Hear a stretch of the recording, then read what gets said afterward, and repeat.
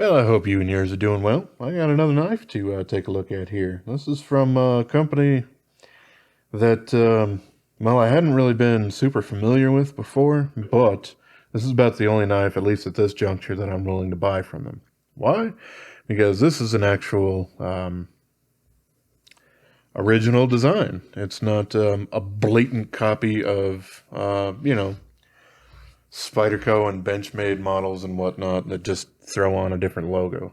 And well, I'd heard some kind of decent things about it, and I was interested. And I do kind of want to encourage a lot of smaller sellers, especially in the Asian segment, to actually make original designs, if not work with designers themselves, then design them in house rather than just taking everything else that's popular and already created, because it doesn't really help the industry at all. It just helps somebody in a very short term line their pockets. So there you go. This one comes from a company that I don't honestly know how to pronounce. It's apparently not even on the blade there. This is from a company called Jufule. Like I said, not quite sure. The name of this knife, it actually has a name. It's called the Bearfly. Here we go. I'll say that right there. It's in D2 steel. You can see a pretty heavily stonewashed blade on that too, which I do enjoy that finish quite a bit. It looks rather attractive. This does have a crossbar lock. This one was designed well after the patent for the access lock from Benchmade expired, so it's not like they were just trying to steal it or whatnot. Heck, tons of other companies, SOG and Hogue and whoever else are making them. So yeah, next up, this guy is blue. I don't think there's a whole lot of variants of it. I think there's like blue, probably a black or gray or something like that. But this is Micarta, and unless I get super close on here, you might think it's G10 just from the look on it. Or you could see kind of a little more white going on there on that clip pocket sort of thing. But this has a very nice texture to it. Very fine, but not polished or anything. It certainly has that grip to it that will get more grippy when it gets wet. Next up, we got a clip on this guy. Of course, that would be nice. Most knives do. This one, in the general shape of it, kind of reminds me of the Spyderco spoon clip, which I guess some people don't like anymore. But I personally like it on almost all of my Spyderco knives that I use. It's mounted on two vertical points here rather than the three pattern that they would use. That's perfectly fine. It also sits into the micarta scale, so yeah, you don't really get blade play on that much. Or not blade play, clip play, whatever you want to call that. But yeah, it's a thumb stud. It's not a flipper, which is pretty traditional for most access style locks. And the action on it's okay. It's not a a false shut or anything like that. You can flick it closed if you really give it some gusto. But yeah. Now, something a little interesting, and I'm not quite sure exactly how it happened, but I had essentially sharpened this guy. You can kind of see that. And yeah, right around here, you can see there's a rather crazy roll that's happened to that. And my first thought was that it smacked kind of this backspacer or something like that. Just trying to close it or something. But it doesn't get anywhere near that. So I must have done something myself. Whether something got in there and poked it or whatnot. But yeah, that did happen. Still, it does a damn good job of cutting, especially after I put my own edge on there. This one didn't have a bad edge on it to begin with. So very serviceable edge, but you know, I kind of like my knives to be a very specific way, so I did the sharpening. I do also like that because this is an access lock, that the clip is swappable, so this is perfectly fine for both righties and lefties. Next up, we got the handle. Like, yeah, I can easily get a 4-finger grip on that. It's great. It's got jimping right up here above the thumb stud, basically exactly where I would want that. And the blade geometry is pretty darn nice. It's kind of a high saber grind, not like a full flat. You have a little bit of a flat edge there. But yeah, it comes down to a pretty nice thin edge down there. So this thing does a pretty darn good job at slicing. So, I've said some things about this, and I'm going to now take it apart to kind of show you the internal kind of things that are going on here. At this point, you can probably switch off if you don't really like the disassembly things, because this is an access lock. They are a little bit more complicated to take apart and put back together. So, yeah. But, yeah, let's go ahead and get into it. I think, overall, if I remember right, this was somewhere in the low 20s, like 23 bucks maybe, I think, shipped from AliExpress. And I specifically looked up this model after seeing another review from it that kind of showed me that it existed, because yeah, it's not like they really have US distribution or anything. But yeah, okay, so I'll start off with that. This does have a Chicago screw kind of pivot going on there. You can see those are fairly short. Something to keep in mind there is, yeah, this top one from the clip. You can see it's larger.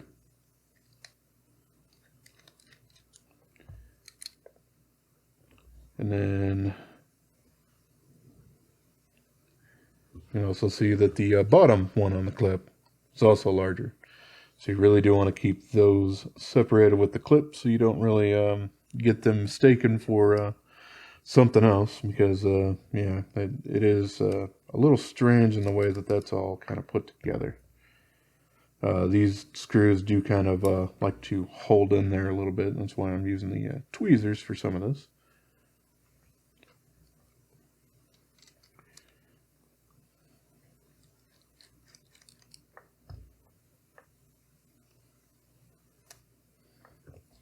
Come on out, buddy. There we go. No, I pushed it back in.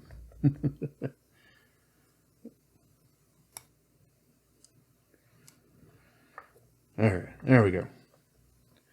Okay, so we do have T8s for the pivot here, and I don't remember which side is what. This one feels like that was the one, yeah. Okay, so I put, it did come with some Loctite. I put a little bit more on there. When I did disassemble this last time, that's why you got some crustiness going on there. You can see there that I have quite a bit of oil on the inside of there. It's just kind of seeped out from, you know, around everywhere. But yeah, you can see a little bit more of the fabric texture. It's rather polished on the inside. Makes sense for something that you want to have a reference to absolute flat for. So yeah, after that, I want to poke the pivot through. I'll just use my screwdriver for that. Alright, at this point, I can pull the blade out. And there we go. We got 2 phosphor bronze washers there. Then we got the other scale, and yeah, it's skeletonized, so that's nice. The screws do go in both ways, but at least they clip together there. You can see this one's a little bit different in that the Omega springs, when kind of linked in like they are at the moment. It's not a hole, it's just kind of a little ledge cut into there. So yeah, if you plan on taking it apart any further than this, you really want to make sure that you hold on to that while you pull this bar over and down. Otherwise, one of these springs will yeet itself across the room. And yeah, I've done that once. It sucks. While these things are steel, of course, it's still really, really small and difficult to try and find in carpet, even if you have a super powerful magnet. I ended up having to use a vacuum cleaner to pick it up and just go over the areas that I thought it might have hit until I heard plastic and metal rattling in my vacuum. So, yes, definitely don't really want to do that. But from this point, I guess the only reason why you would want to take it apart any further than this is if, you know, it's super grody and whatnot from there. Yeah, outside of that, there's nothing really that's more that you can tear down on it. These are a single crossbar, so it's not like the cold steel style access lock that had screws and everything you could take apart there. So yeah, that's what I'm going to do, because taking it apart any more than that is, it's just a gigantic hassle that I don't really think I need to deal with. Next up, I guess, yay, D-shaped pivot. So that certainly does help with these things. However, yep, it is a little strange to try to put excess knives back together. So I have polished these up because they were a little ragged, but only on one side, really. Yeah, you'll want to line that up there.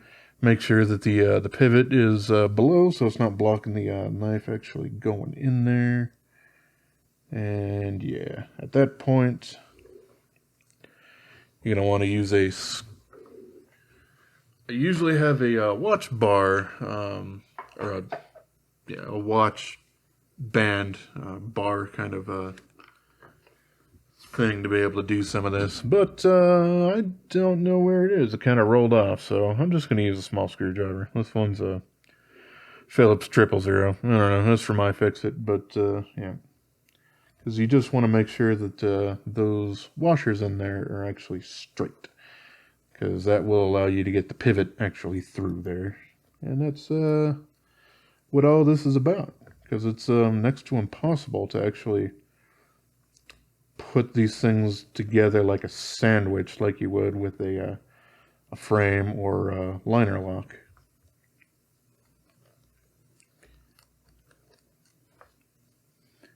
I'll lift that up off the table so it's not shaking everything like crazy. And yeah, you're just kind of looking to get this thing to push through. Basically kind of, you know, massaging it a little bit.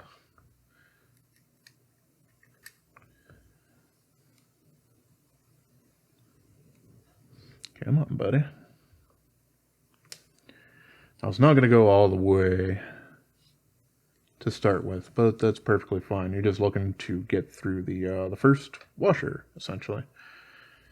If you really wanted to, you could not do the second washer at the same time, but it's just as easy, so you might as well. Except for me, that just lost the second washer here. Yep. Like a lot of people say, myself included, excess knives are very finicky. There we go. So I pulled the crossbar back, and that let the blade sit in kind of where it's supposed to be. So it's pushed in to a point, but you can see I still have a little bit of a loose end here on the washer, so I just kind of want to shove that in even more. And it might take another pull back of that, and there's a spring that went and yeeted itself, but it didn't go far.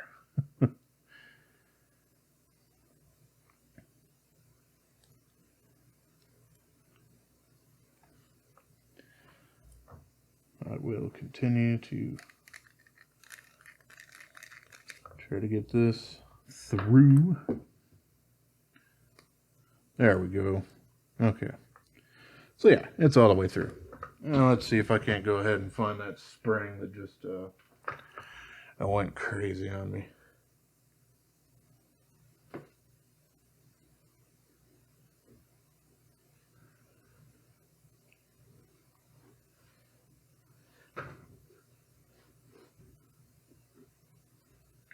This is exactly what I was trying to avoid.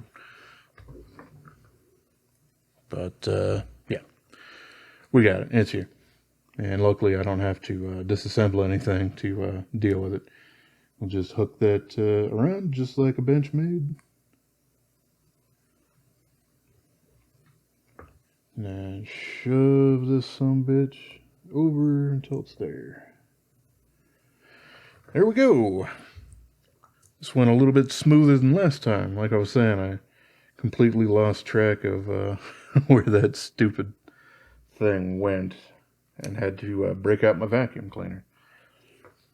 And that was kind of what ended up going wrong, at least for me, was I then cut and then was splicing the videos together, and all my audio got all corrupted. So that's why I'm refilming this. But hey, this one's going a lot smoother anyway. So yeah, I'm all into that. Okay. So yeah, pivot's on there. I can close that. Cool. So we can start throwing things back in there.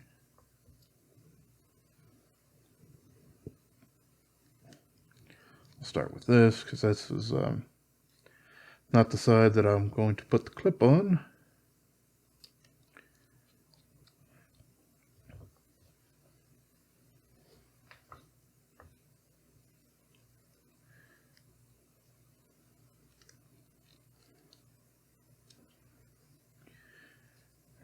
Flip you over, grab the other one.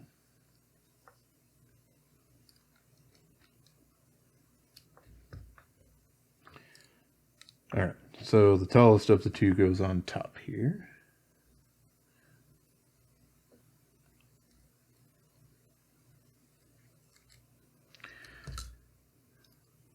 A lot of times I like to prime them on it, so it makes that just a little bit more sense.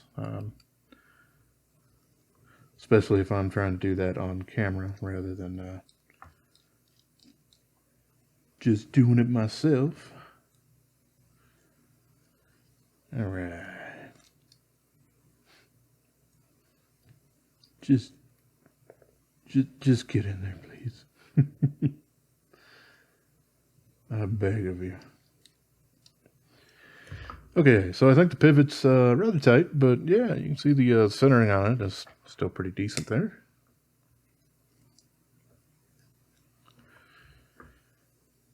Now, something that does bother me a little bit is I haven't been able to get it super nice and drop shutty like that without any blade play. As soon as you do get it to the point where there isn't any blade play, which there's still just a little bit in there. Oh, right. Helps if I'm actually tightening up the right side there.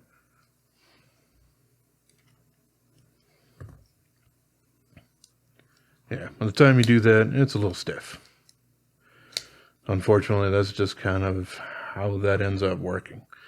I don't necessarily know exactly the reason behind that. It might be that the washers are just a little bit too thick for the tolerance or something like that. That might be putting a little bit of excess strain on it or something. I don't know.